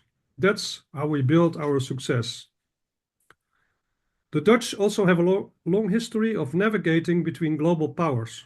That skill is needed now more than ever. Instead of getting caught in the US-China tensions, we should push for multilateral solutions through the WTO, G20, and the UN. Encourage China to also open its markets further, ensuring fair competition for Dutch and European business. Position the EU as a stabilizing force, working with China where interests align and pushing back when necessary, but always based on clear rules and fair trade. That's how the Netherlands and Europe can remain strong in the face of change. Also, to strengthen the key areas of cooperation, where China and Europe and the Netherlands can work together, like in green energy and climate tech. The world needs sustainable solutions, and the Netherlands is a leader in offshore wind, hydrogen, and water management, all areas where China is investing heavily. Also, the digital and AI governance. Rather than being caught in a tech Cold War, Europe and China should shape global AI and cybersecurity standards together, ensuring openness without compromising security. Also, supply chain resilience. The Netherlands, with world-class logistics expertise, think Rotterdam, can help ensure stable and diversified trade routes. So let's return to the Dutch-Chinese silver trade for a moment. In the 17th century, Spanish silver flowed into China, fueling one of the most complex and dynamic trade networks in history. The Dutch, positioned at the center, didn't try to control the trade or dictate the terms. Instead, they navigated the currents, found opportunities, and built strong, enduring relationships, not through force, but through smart diplomacy and commerce. That same mindset is needed today. Once again, the global economy is shifting, And once again, the Netherlands and Europe must chart a smart course between major powers. US is restructuring trade to serve its own interests. China is adjusting to a new economic model, and Europe must also define its own independent role, neither blindly following Washington nor becoming over-dependent on Beijing. So just like in the 1600s, we don't have to be the biggest to be influential. The Netherlands has always thrived by being strategic, pragmatic, and forward-thinking. That means engaging with China on innovation and sustainability, just as we once again engaged on trade. Building strong economic ties while maintaining balance, just as we did centuries ago. Adapting to change instead of resisting it, because that's how the Dutch have always stayed ahead. So the silver trade of the past didn't just move wealth, it moved ideas, technology, and culture. Trade is more than transactions. It's a foundation for shared progress. So as we step into this new era of global trade, let's remember what made us strong. Openness, adaptability, and the ability to work with partners while protecting our own interests. The world is changing, but as history shows, the Netherlands succeeds not by fighting the tides, but by mastering the currents. Thank you.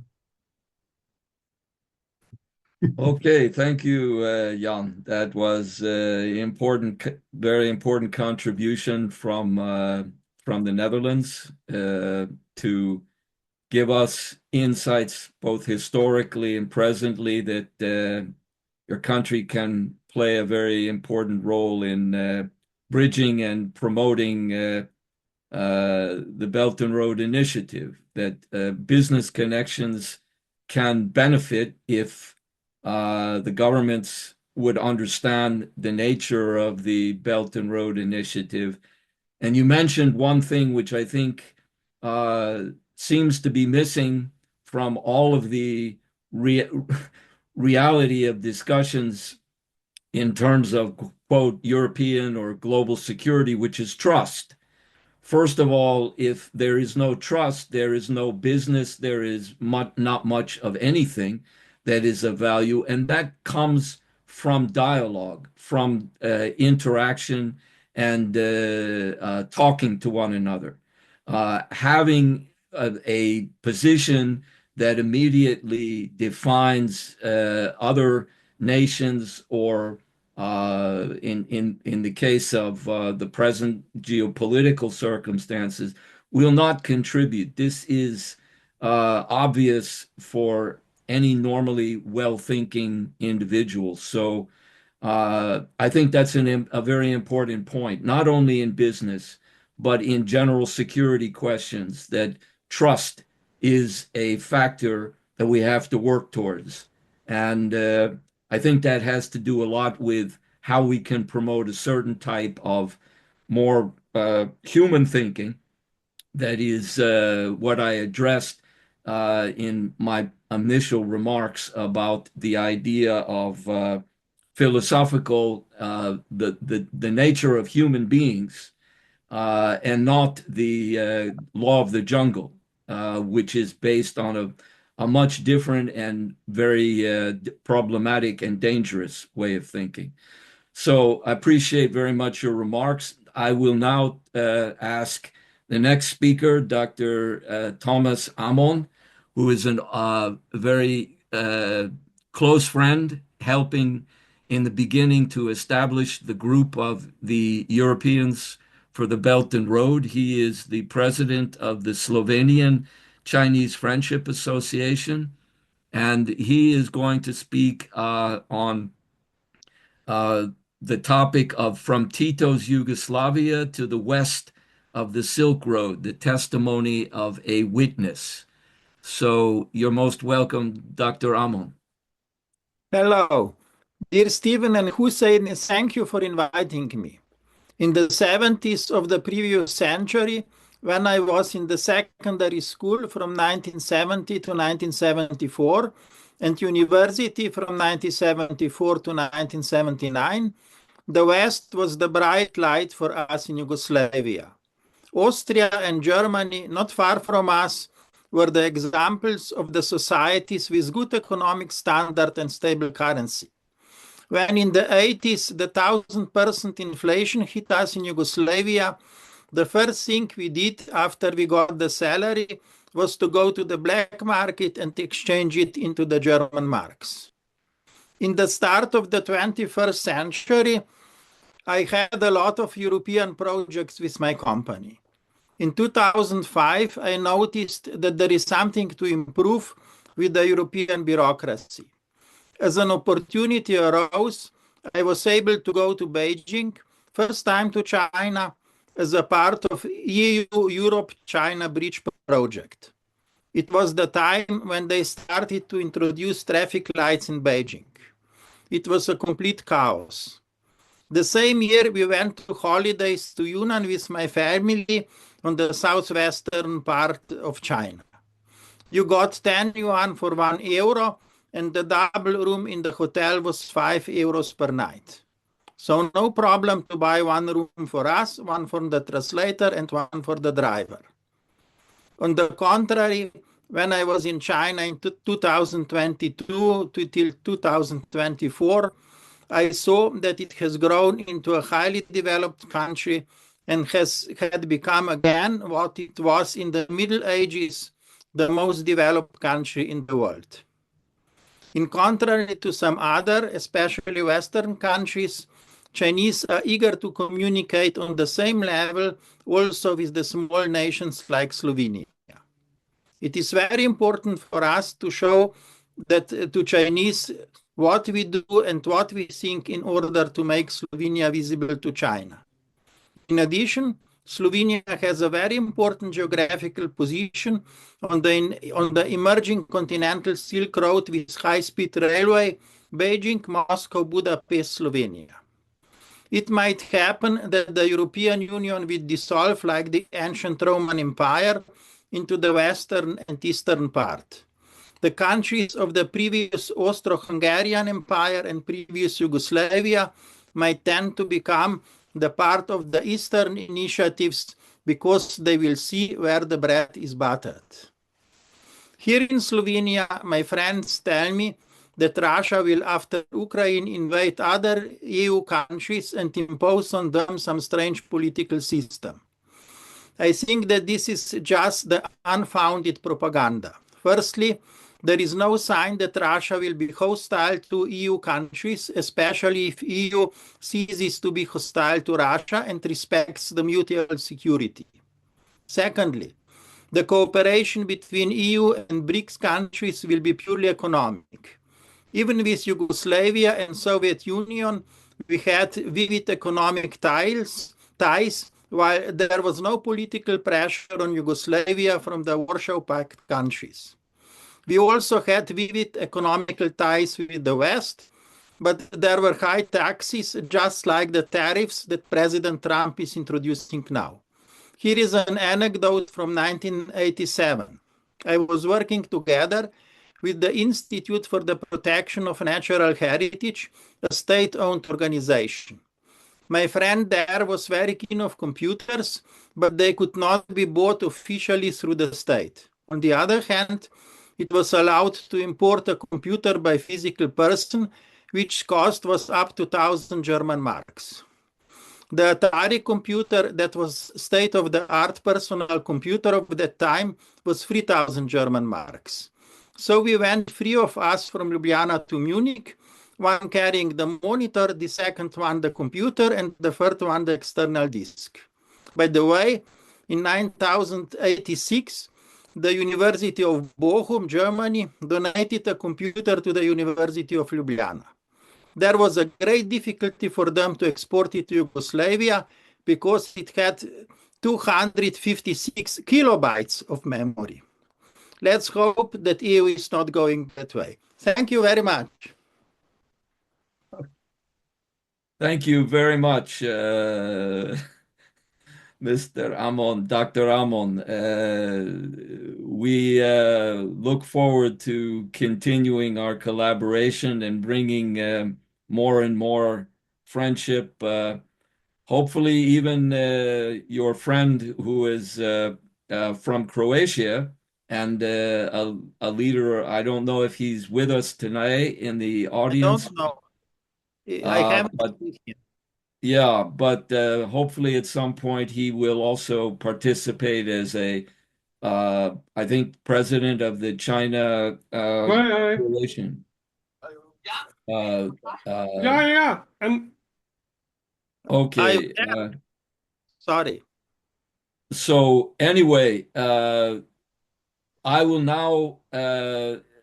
We are apparently Professor Ivo has lost his connection. I don't know if we'll get it back, but in the meantime, the last speaker, but certainly not the least, is my colleague, Mr. Hussein Askary, who is the vice chairman of the Belt and Road Institute in Sweden. He is also a distinguished research fellow from Guangdong Institute for International Strategies, and is the author of a number of articles, in fact, on a very important one on exposing the false nature of the entire arguments that have circulated around the so-called debt trap, among other things. So I give you the word, Mr. Askary. Thank you, Stephen. Thank you very much for the introduction. I also thank all the other speakers for the enlightening speeches and presentations they have made. I think they have covered a lot of things. Some of the issues I was planning to discuss not necessary. I will focus on a couple of issues. I mean, it was mentioned the fact that the EU right now is going into a very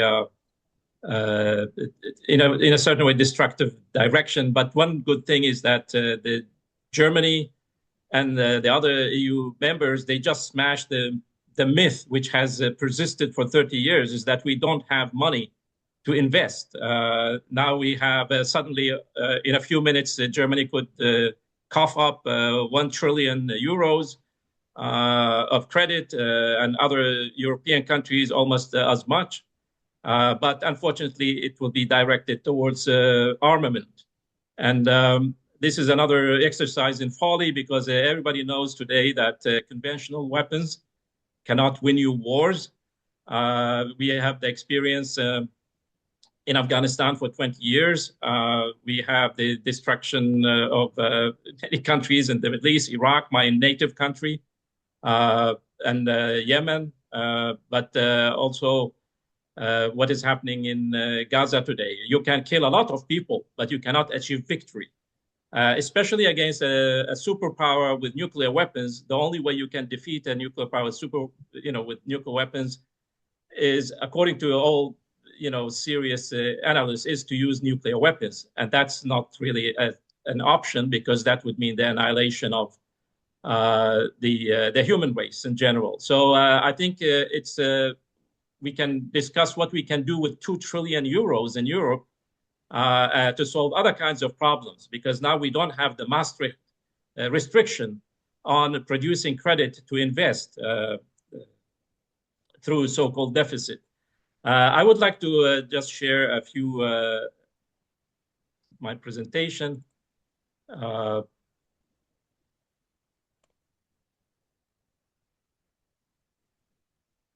Sorry.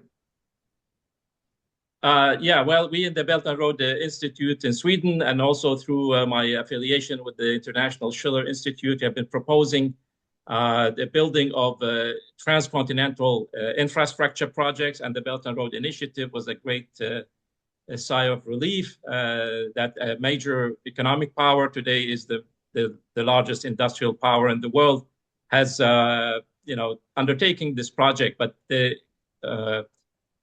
cooperation and collaboration with the EU, the United States, and other industrial powers is very necessary. We usually use this perspective to see the world from a different angle. If we look at the world from the Arctic, we see that actually we are much, much closer to each other than if we look at the flat surface of Earth. Because Asia, America, and Europe can be joined together. But what is needed is the infrastructure projects and development that is necessary to connect all these regions.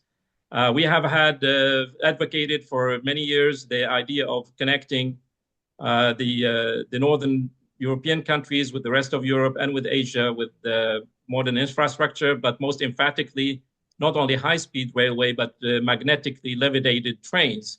Unfortunately, the Germans abandoned that technology, which is very necessary for the world, and China is picking it up today. But we hope that Germany and will come back and reinvent its innovative industrial and technological capacity. So these are some of the projects which we have been advocating. This is what we can do with the 2 trillion euros. Instead of producing weapons, we can rebuild and enhance and develop the infrastructure of the whole European Union, but also the rest of Europe.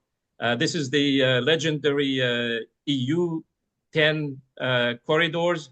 Many of them have been built somehow, but they need upgrading. But a lot of them have not been achieved, like in Eastern Europe.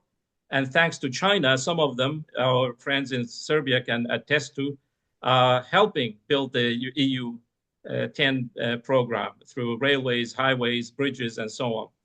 So in Europe, we have this big discussion, which is my second point, where Europe can contribute. Instead of producing arms, we can do things. In Europe, we have now a big discussion about immigration, especially from Africa, but also from other countries in West Asia, so-called Middle East, where interventions by the United States, the EU, and NATO have devastated many countries. And now we are complaining about the influx of hundreds of thousands of refugees.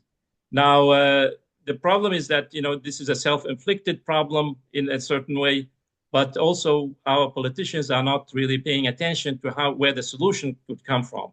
The solution is not simply stopping people at the borders, but to make sure that people can have a better life in their own countries.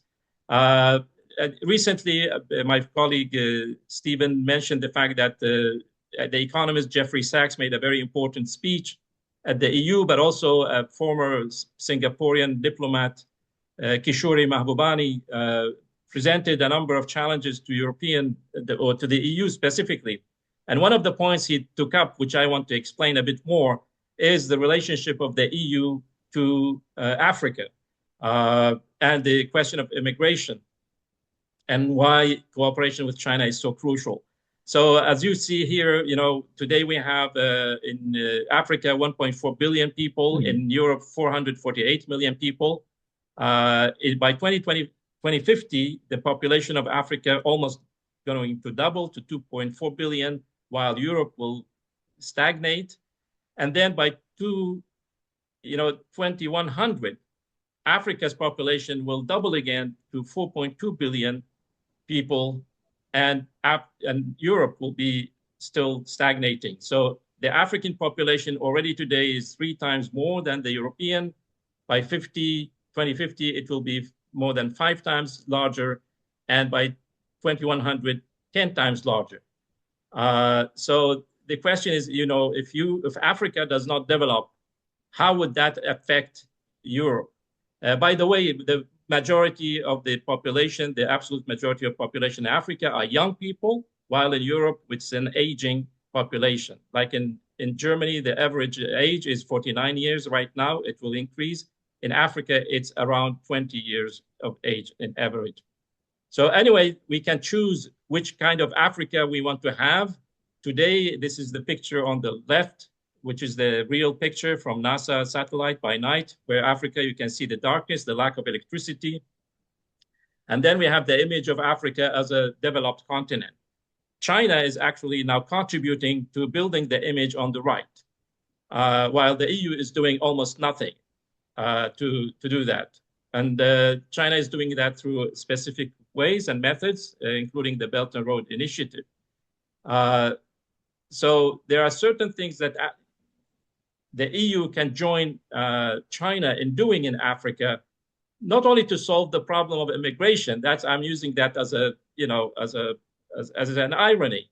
What we need is to have Africa develop, because we need a very strong and wealthy economic partner. This is a Chinese philosophy. If you want to get wealthier, make your neighbor wealthier. So this is the philosophy. So in Africa, we have an enormous continent.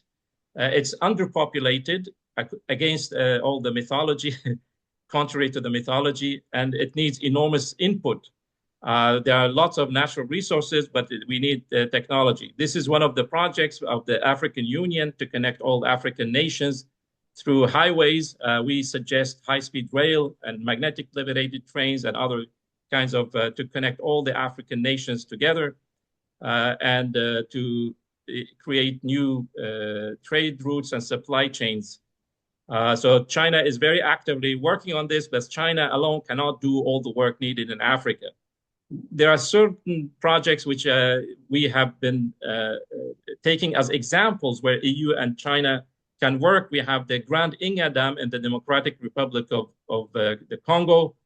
It is one of, if it's built, it will be the world's largest hydropower project. It will be twice as large as the Three Gorges Dam in China. It will produce 40,000 megawatts of power, not only for the Congo, but many countries in Africa. 600 million Africans lack access to electricity today. So you can imagine the revolution you can have if you provide electricity to all African nations, all African people and enterprises. Unfortunately, this project has been opposed by the World Bank and the EU, and an agreement between a Chinese and Spanish company was sabotaged. So this is a great mistake by the European Union, which needs to be reconsidered. The whole Congo River has a potential of 100,000 megawatts of power, hydropower. The second major signal project, which actually I discuss in my book on extending the new Silk Road to West Asia and Africa, is the ecological problem of the drying up of the Lake Chad, which is in the middle of several African countries. It affects the lives of 30 million people, and it has been shrinking for many, many years. An Italian company many years introduced this idea of bringing water from the tributaries of the Congo River through a 100-meter wide, 2,000-kilometer long canal, which is you see in the blue color there, and the yellow area is the catchment area for that. This is only 5% of the Congo River water can be diverted. Now, a Chinese and Italian company several years ago made an agreement to do a feasibility study of that, but the EU still opposes this project. And this project would mean, in addition to the Inga Dam, a major revolution in the economic conditions in all of Africa. So these are the kind of things that are necessary to undertake, and the European Union need to reconsider its policies in Africa and its cooperation with China in this concern. As we all know, China has been building railways, but not only railways. China has been building railways plus special economic industrial zones. And in Ethiopia, for example, today we have 8 in such industrial zones. We have in Egypt, we have in Uganda, in many African countries. And this is changing the shape of the relationship between not only African countries among themselves, but also China's relationship to Africa. Because Africa is an enormous resource, a potential as the Chinese see them. We in Europe see Africa as a big problem. And this is where things don't really work in our way of doing things right now in Europe. We have to change our philosophy. And that was the end of my PowerPoint. But what is necessary now for the Europe and European Union, not only to get off the path of war and start building for peace, but also we have to change a lot of our views about ourselves and our relationship, as the other speakers spoke about, to China, but also in relationship to Africa. And that's where we have to make a big shift in our thinking. So these are some of the points I'm trying to briefly present, and I hope people can follow the work we are doing through our website. Thank you very much. Very good. A very important, optimistic view of what, for example, Europe could be doing, not only for its own internal success by cooperating with China, but the perspective for how one could, if people were, our politicians were wiser, could recognize the importance of development and think of investments in terms of developments rather than this intense fixation on military and security questions, which are in principle based on the idea of the law of the jungle, that there is no basis for trust, which in principle is wrong. National sovereign nations can have reasonable and should have reasonable perspectives for their own internal improvement, but in the context of a community of sovereign nation states which work together. That is the goal that I think the Belt and Road Initiative has, and we have, as the idea of how to promote, for example, 800 billion, which is being discussed right now by the European Commission to this Ursula von der Leyen for promoting military spending, which you can't eat and you can't do anything with except kill people, rather than focusing on the basis of cooperation and trust, which we have all emphasized, and we need to continue to maintain that focus without break, because the lack of wisdom that is dominating all too much of the thinking and the political decision makings within the European Union is a great and potentially very dangerous direction. So with that said, I want to thank everybody for their engagement. I'm not closing the webinar, but I am closing the time where we have been recording the webinar in order that we can move over to Q&A, questions and answers, which will be an open forum without recording, as we have been doing with the presentations for the webinar. So I want to thank everybody for their important contributions from the different perspectives of European nations. I think we will continue this work with the Europeans for the Belt and Road. I think it has a great potential, even in Denmark, where Professor Xing has recognized that there are challenges to find the opportunities for that kind of cooperation. But we're optimists, and we operate on the basis that this is the nature of human thinking when we are behaving like humans and not behaving like lower animals, which operate in the law of the jungle. So thank you again, everyone, and we will close the recording, but we will continue now to have a Q&A session. And I will ask, I believe, my colleague Hussein to help moderate and bring the questions and answers forward after the recording has ended.